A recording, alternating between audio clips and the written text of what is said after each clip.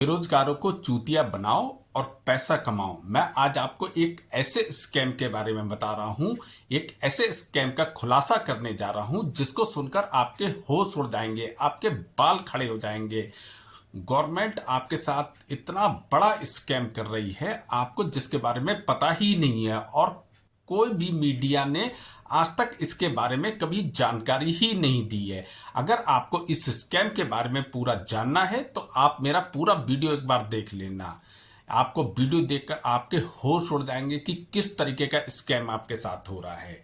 अगर आपको इस स्कैम के बारे में जानना है तो चलिए शुरू करते हैं अपनी वीडियो। नमस्कार दोस्तों, चूतिया बनाओ और पैसा कमाओ, एक ऐसे स्कैम की आज आपको जानकारी दूंगा जो ना आज तक किसी मीडिया ने आपके सामने लेके आए, ना चाहे वो प्रिंट मीडिया हो चाहे वो इलेक्ट्रॉनिक मीडिया हो, किसी ने इस स्कैम के बारे में नहीं बताया है कि बेरोजगार से गवर्नमेंट किस तरीके से पैसा कमाती है। गवर्नमेंट हो या प्राइवेट सेक्टर की कंपनियां हो या यूट्यूबर्स, बहुत सारे आजकल यूट्यूबर्स हैं तो तरह तरीके की आपको बातें बताएंगे कि आप रातों रात कैसे लखपति बन जाएं, किस तरीके से आप पर डे आप 5,000 रुपए पर डे कमाएं, 10,000 रुपए कमाएं, किस तरीके से। तो एक बहुत बड़ा स्कैम चल रहा है जिसके बारे में लोगों को जानकारी ही नहीं है, क्योंकि सबसे आसान जो पैसा कमाने का जो सबसे आसान तरीका है वो बेरोजगारों को पागल बनाकर पैसा कमाना है, क्योंकि वो तो वैसे ही परेशान होता है, आर्थिक तंगी का सामना कर रहा होता है और जो व्यक्ति परेशान होता है उसे पागल बनाना या चूतिया बनाना सबसे आसान होता है। और इसमें हमारी गवर्नमेंट भी बिल्कुल पीछे नहीं है। जब वक्त का फायदा सारे ही लोग उठाते हैं, जब आपके दिन बुरे चल रहे होते हैं तो आपको कोई नहीं छोड़ता है। तो मैं आपको बताता हूं कि आपके संग में किस तरीके का स्कैम हो रहा है। देखिए, जॉब के लिए वैकेंसी निकलती है तो जब आपको उसके बारे में जानकारी लगती है तो उसमें बहुत सारी आपको एक कोई फार्म भरना पड़ता है। पहले मेरे समय में वो एक फार्म भरना पड़ता था, आज ऑनलाइन सारे काम होते हैं। उसके संग में गवर्नमेंट एक फीस आपसे लेती है, चाहे वो 1,000 रुपए हो, 1,500 रुपए हो या 2,000 रुपए है। तो मैं आपको बता रहा हूं, अगर आप खुद ये बात देख लेना, अगर आप 10 वैकेंसी के लिए अप्लाई करते हो तो 10 में से 6 के तो पेपर आपके होंगे और 4 वैकेंसी ऐसी होंगी जिसकी आपने पूरी फीस दी होगी, लेकिन उसके होल लाइफ कभी उसका पेपर ही नहीं होगा। यदि आपने पैसे भी बेरोजगार से ले लिए और आपने उसका कभी एग्जाम ही नहीं कराया, ये आज की ही सरकार नहीं है, बहुत पहले से ये चल रहा है। आज मेरी उम्र 49 साल की है, जब मैं अपनी एज में हुआ करता था उस समय भी ये स्कैम हुआ करता था। बहुत सारी वैकेंसी निकलती थी, उसके हम फॉर्म भरा करते थे। उस समय पोस्टल ऑर्डर हुआ करते थे या डीडी हुआ करते थे, हम लगाते थे। अगर हम 10 वैकेंसी के लिए अप्लाई करते थे तो उसमें 6 के एग्जाम होते थे, लेकिन 4 के कभी एग्जाम ही नहीं होते हैं। आप जानते हैं, जब कोई वैकेंसी निकलती है तो उसे हजारों लाखों लोग उसके लिए अप्लाई करते हैं। यानी एक वैकेंसी निकलने के लिए कम से कम अगर 1 से 2 लाख लोग अप्लाई करते हैं तो कई हजार करोड़ का उसमें गवर्नमेंट को फायदा होता है, यानी पैसे कलेक्ट हो जाते हैं। अगर आप एक वैकेंसी से मान लीजिए आपने 1,000 रुपए करोड़ आपने कलेक्ट कर लिए और आपने कभी उसका एग्जाम ही नहीं कराया, तो आपने उस बेरोजगार के पैसे वापस क्यों नहीं करे? आपने वो पैसे अपने पास क्यों रख लिए? वो तो बेचारा वैसे ही परेशान था। आप ये किस तरीके का स्कैम कर रहे हैं? आप ये किस तरीके की एक बेहुदा मजाक कर रहे हैं जनता के संग में कि एक बेरोजगार से पैसा लेके आप कभी उसका एग्जाम ही नहीं करा रहे हैं। किसी वजह से अगर आप उसका एग्जाम नहीं करा पा रहे हैं तो आपने 1,000 रुपए, 1,500 रुपए या 2,000 रुपए जितनी भी आपने उससे फीस ली है वो आपको रिटर्न करना चाहिए था, लेकिन आपने रिटर्न नहीं करी और वो अपने पास रख लिया। इस तरीके से मुझे तो लगता है कि गवर्नमेंट को जब भी शायद पैसे की जरूरत पड़ती है, जब भी चाहे वो अपने प्राइवेट खर्चों के लिए या अपने अपने ऐशो आराम के लिए कुछ पैसे कम पड़ रहे होते, चलो भाई बेरोजगार है, वो तो पागल है, वो तो परेशान है, चलिए उससे कमाते हैं, तो ठीक है, हमारा 1 लाख रुपए विज्ञापन में खर्च होगा, 1 लाख रुपए हम खर्च करके 1,000 करोड़ रुपए हम बना लेंगे, क्योंकि वो बेरोजगार तो धड़ाधड़ फार्म भरेंगे ही, जो हम उनसे जो फीस लेते हैं वो फीस तो उन्हें देना ही होगा, और हम उसका कभी एग्जाम ही नहीं कराएंगे। वो बेरोजगार इतना परेशान हो जाता है, वो इंतजार करता रहता है कि वो मैंने फार्म भरा था, उसका आज तक कभी मुझे कॉल लेटर ही नहीं आया, कभी रिटन एग्जाम के लिए कभी मेरे पास नहीं आया। वो दूसरे भी फार्म भर चुका होता है, 3-4 दूसरे के एग्जाम दे चुका होता है, लेकिन उसे पता ही नहीं कि उसने 3-4 ऐसे फार्म भरे थे जिसका कभी एग्जाम ही नहीं हुआ आज तक। तो ऐसा क्यों करते हो भाई? आप क्यों बेरोजगारों से पैसा कमाते हो? इस स्कैम के बारे में कभी आज तक किसी मीडिया ने भी कोई क्वेश्चन नहीं उठाया, चाहे वो इलेक्ट्रॉनिक मीडिया हो, चाहे वो प्रिंट मीडिया हो। कभी आज तक क्या आपने कभी देखा कि किसी न्यूज चैनल में या किसी पेपर में आपको ये न्यूज मिली हो कि फलाने एग्जाम का जो फलाना एग्जाम जो निकला था, जिसके फॉर्म भरवाए गए थे, गवर्नमेंट ने उसका कभी एग्जाम ही नहीं कराया। सरकारें बदल जाती हैं, वो दूसरी सरकार आ जाती है, वो फिर से वैकेंसी निकालती है, फिर से लोग फीस देते हैं, फिर से वो एग्जाम नहीं होते हैं। इस तरीके से जो बेरोजगार हैं उनके पास से हजारों करोड़ इकट्ठा कर लिया जाता है, और वो विचार और गवर्नमेंट उससे अपने ऐश के काम में, अपने फुल मस्ती के लिए वो यूज करते हैं। वो बेरोजगार तो परेशान है, चलिए साहब थोड़ा और परेशान हो जाएगा, क्या कर लेंगे उसके, वो किस तरीके की आर्थिक परेशानियों का सामना कर रहा होता है, क्या आपको उससे कोई मतलब होता है? यार इस तरीके से तो मत करो। आप कम से कम, आप भी एक इंसान हो, कम से कम कुछ तो इंसानियत रखो।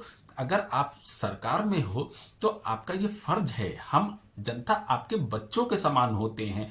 आप अपने बच्चों के संग में इतनी तगड़ी बेईमानी करते हो, एक बेरोजगारों से आप पैसा कमाते हो, इस तरीके को तो आप मत करो कि जिस तरीके के शायद आपको ऊपर भी, जिसमें आप जाने के बाद आपको जवाब ना दे मिले। इस तरीके का स्कैम मत करो। इस तरीके का बहुत ज्यादा स्कैम होता है, हर गवर्नमेंट के संग में हुआ है, चाहे कोई सी भी गवर्नमेंट रही हो, सब में ये एग्जाम होता है। 10 अगर आप वैकेंसी के लिए अप्लाई करोगे, उसमें 6 के आप एग्जाम दे दोगे, 4 के कभी एग्जाम ही नहीं होंगे। स्कैम तो मैं खुद अपने ऊपर, जो मेरे ऊपर बीती है, उसके बारे में मैं आपके साथ शेयर करता हूं। मेरी जो वाइफ है, उसने यूपी गवर्नमेंट में के विद्युत विभाग में जूनियर इंजीनियर की वैकेंसी निकली थी। मेरी वाइफ है, वो शुरू से थ्रू आउट फर्स्ट क्लास है और पढ़ाई में बहुत तेज है, तो उसने उसका फॉर्म भरा था और उसने रिटन भी क्वालिफाई कर लिया। जब रिटन क्वालिफाई कर लिया तो इंटरव्यू में मुझे पता लगा कि इंटरव्यू में 20 लाख रुपए रिश्वत चल रही है, और मुझे भी ये ऑफर करा गया था कि अगर आप 20 लाख रुपए अगर आप दे देते हो तो उसका जेई के लिए सिलेक्शन हो जाएगा। भाई ईमानदारों के पास 20 लाख नहीं होते हैं। जिसने मेहनत से काम करा हो, जिसने ईमानदारी की जिंदगी बिताई हो, वो कहां से 20 लाख, मैंने कभी एक साथ छू के भी नहीं देखे 20 लाख कैसे होते हैं। तो मेरे पास 20 लाख नहीं थे, लेकिन मेरी जो वाइफ थी, उन्हें अपनी पढ़ाई पर इतना भरोसा था, उन्हें अपनी मेहनत पे इतना भरोसा था कि नहीं, मैं बिना रिश्वत के इस इंटरव्यू को क्रॉस करके दिखाऊंगी। उन्होंने दिन नहीं देखा, रात नहीं देखी। उनके घर में उनकी सगी बहन की शादी थी, शादी वाले दिन तक वो लगातार पढ़ रही थी, थोड़ी सी देर को बस शादी अटेंड करी थी। और जब इंटरव्यू हुआ था तो मैं खुद उनके साथ लखनऊ गया था, और शायद सबसे देर तक इंटरव्यू उन्हीं का हुआ था। जब वो इंटरव्यू वाले रूम में गई थी तो कम से कम आधे से पौन घंटे तक वो रूम में रही थी। उनके जितने भी उनसे क्वेश्चन करे गए थे, कोई क्वेश्चन ऐसा नहीं था, उनका कहना था ये, कोई क्वेश्चन ऐसा नहीं था जो वो नहीं बता पा रही हूँ। बाकी मैंने और जो इंटरव्यू देखे थे, कोई 5 मिनट 10 मिनट से ऊपर उनका लग नहीं रहा था, क्योंकि उन लोगों के पैसे जा चुके थे, उन लोगों का सिलेक्शन ऑलरेडी हो चुका था। भाई तो जनता को जो काबिल बच्चे हैं, जो ब्रिलियंट लोग हैं, उनकी तो ज़रूरत ही नहीं है। और वास्तव में मेरी वाइफ का सिलेक्शन नहीं हुआ। सब कुछ मेहनत करने के बाद भी तो उन बेरोजगारों का हौसला कितना पस्त हो जाता है, पढ़ाई से कितना विश्वास टूट जाता है। क्या कभी सोचा किसी ने ये?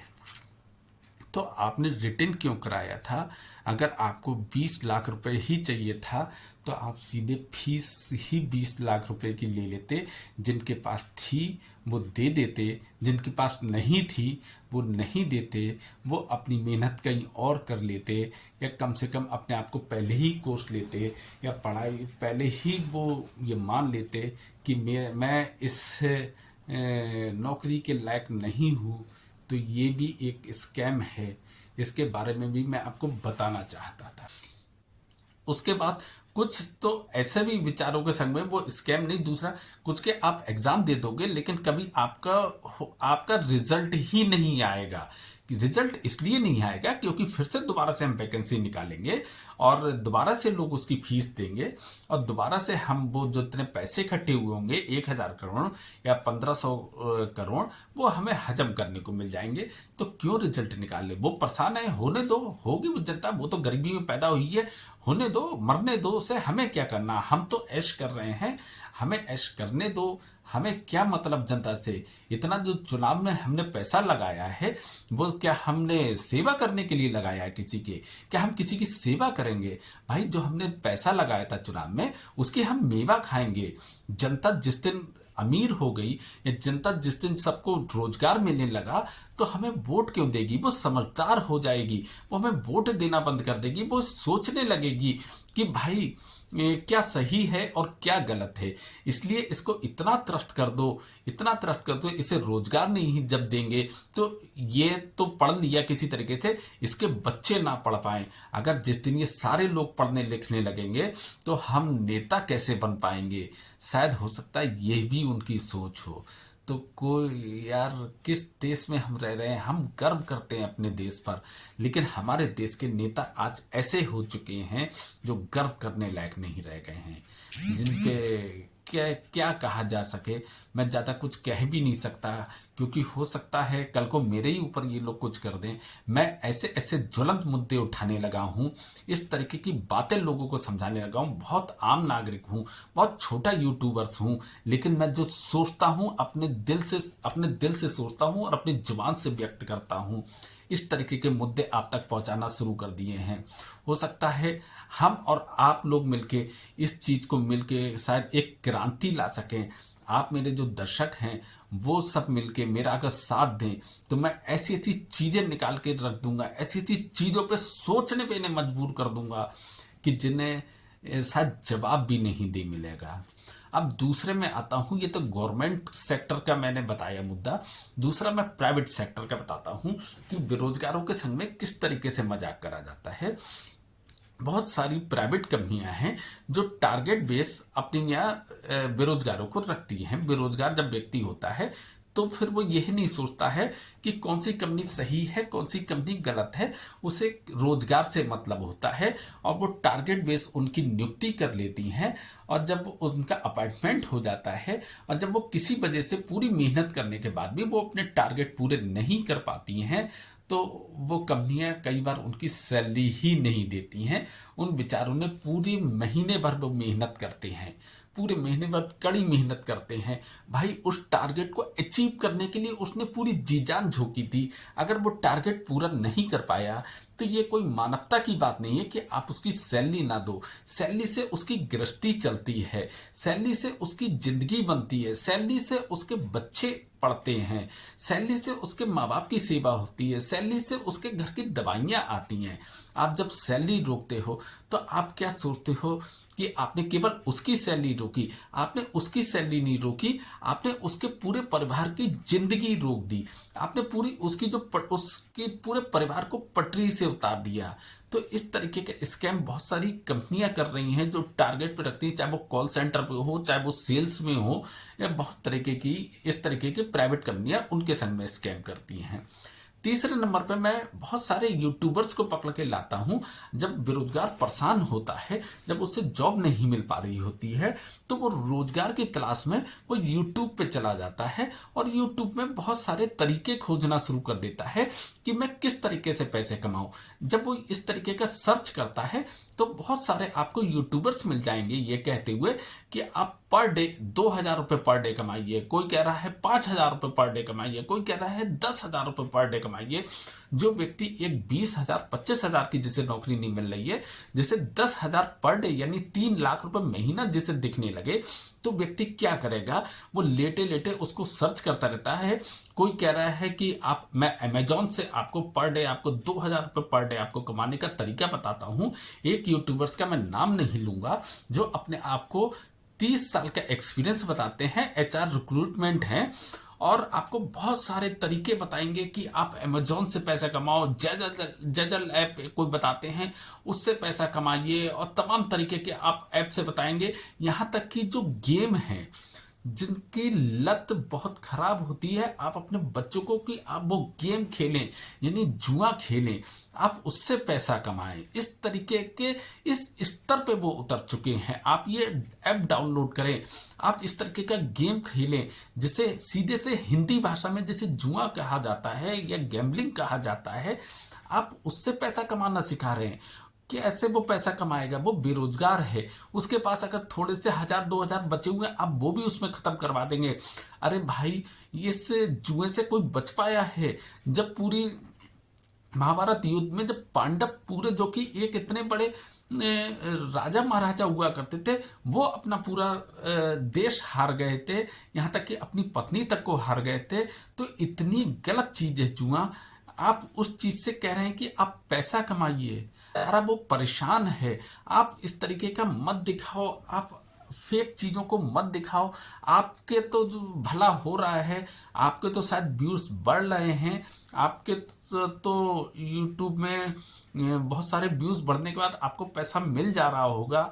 लेकिन इस तरीके के मत करो कि आप अपने रोजगार के लिए दूसरे का रोजगार आप छीन लो, वो से किसी काम का मत रखो। बेचारा वो दिन में नौकरियों के लिए भटकता है, रात में वो यूट्यूब पे लग के वो इस तरीके के वीडियो देख के, वो सपने देख के, और उसे कुछ नहीं मिलता है। वो बहुत मेहनत करता है, जिस तरीके के वो बताते हैं कि इस तरीके से पैसा कमाएंगे, उस तरीके से पैसा कमाएंगे, इस तरीके से, और जब वो पूरा हार जाता है, उसकी आंखें लाल पड़ जाती है रात में जग जग के, और उसे कुछ नहीं मिलता, तो उसके दिल से पूछिए, उस बेरोजगार के दिल से पूछिए कि उसके ऊपर क्या बीतता है।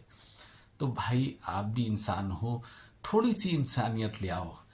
सबसे पहले तो गवर्नमेंट की भी ये जिम्मेदारी होती है, किसी भी देश की। मैंने कई देशों के बारे में सुना है कि जब आप पूरा ग्रेजुएशन कर लेते हैं या कर लेते हैं, तो गवर्नमेंट की जिम्मेदारी होती है उसे रोजगार देना, उसके स्तर का रोजगार देना। मैंने जब अपनी एज में हुआ करता था, तो एक रोजगार दफ्तर हुआ करता था जिसमें रजिस्ट्रेशन हुआ करता था। उस रजिस्ट्रेशन में एक फीस भी जाया करती थी, जिसका काम ये हुआ करता था, आपकी योग्यता अनुसार वो ऑफिस आपको इन्फॉर्म करेगा कि वो फलानी वैकेंसी है, आप उसमें अप्लाई कर सकते हैं, या वो आपके लिए हेल्प करती थी इस तरीके की। मैं बता दूं, मैं पोस्ट ग्रेजुएट हूँ। मैंने मिलिट्री साइंस से पोस्ट ग्रेजुएशन किया है, और मैं यूनिवर्सिटी टॉपर हूं। मैंने रोहिलखंड यूनिवर्सिटी से मैंने यूनिवर्सिटी टॉप किया हुआ है, और आज तक उस रोजगार दफ्तर ने मुझे एक भी वैकेंसी की कॉल नहीं करी, किसी तरीके की कोई मेरी मदद नहीं की। तो क्यों आपने मेरे से रजिस्ट्रेशन के पैसे लिए थे, किस तरीके से लिए थे? तो भाई, ये खेल मत करो। क्या उस ऑफिस के लोगों को गवर्नमेंट सैलरी नहीं देती है? तो आप क्यों इस तरीके से पैसा फूक रहे हैं? अरे, उस पैसे को उस बेरोजगार के ऊपर लगाओ, जहां से कुछ उसका भला हो सके। तो क्या करा जाए, किस तरीके से इस देश में रोजगार पैदा करे जाए? भाई, सबके पास बिजनेस करने के पैसे नहीं है, हर व्यक्ति बिजनेस नहीं कर सकता। कैसे करेगा? क्या हर घर में दुकान खोल दोगे आप? अगर हर घर में दुकान खुल जाएगी तो उसे खरीदेगा कौन? किस तरीके से आप क्या करने चाह रहे हो?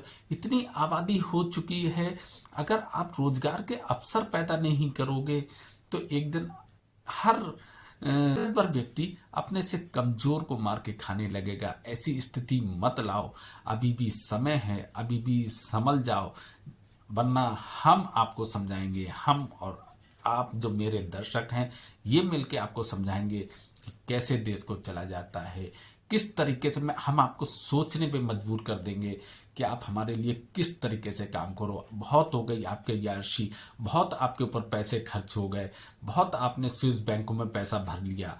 अब वो आपको जनता के लिए निकालना पड़ेंगे, अब उसको जनता के ऊपर खर्च करना पड़ेगा। नहीं खर्च करोगे तो हम खर्च करवाएंगे। चलिए, मेरे मन में जो आता है वो मैं बेबाक बोलता हूँ। फिलहाल आज का वीडियो मैं यहीं समाप्त कर रहा हूँ। अगला एक और ज्वलंत मुद्दा मैं लेके आऊँगा। आप मेरे साथ में रहिए, काम हम और आप मिलके करवाएंगे। चलिए, थैंक यू वेरी मच।